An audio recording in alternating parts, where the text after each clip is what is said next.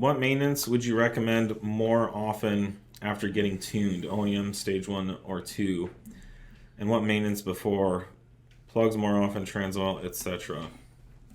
Yeah, you're going to need to do plugs more often. That's going to be mostly driven by the sensation of misfiring, but if you want to be proactive about it, I don't know, you're going to want to probably budget doing new plugs every 15, 20,000 miles on stage 1 or 2. It's going to go up considerably on stage 3 and higher power levels. Yeah, and I always tend to just more frequent oil changes and stuff. The What's OEM the intervals OEM? are like 10K, I think, on those. Yeah, I do about half that probably. 10K is actually pretty frequent for OEM. I mean, for a while they were like 15,000 miles. Yeah, they were pushing it for a while.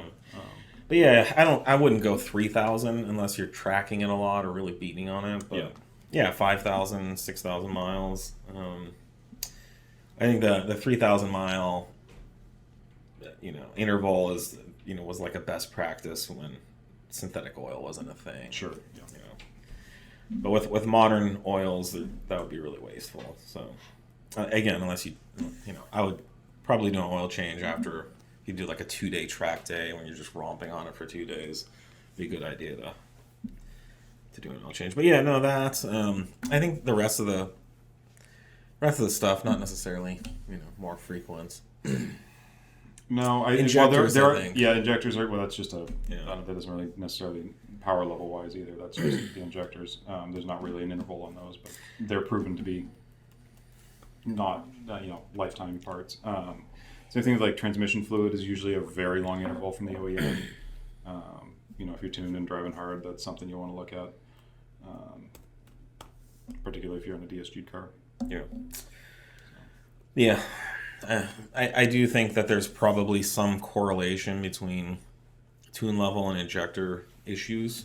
We don't know what it is, but from a gut feel, especially once you start factoring E85, the injectors do seem to need and a little bit more attention. Your margin of what an injector can manage also is much slimmer. Yes. So, any slight deviation, you're gonna notice it when you're on a. And Nate just you just said it that if the injector is working at 60% of its maximum capability and it gets 10% clogged, the ECU still has a lot of headroom to add more fuel within the capacity that's left. But if you're operating at 90-95% and you're clogged 10%, then now you're just running lean because the ECU can throw all the duty cycle at that injector and there's just not going to be enough fuel. So that exacerbates the injector issues where the issues are masked within the huge headroom that's built into the factory components.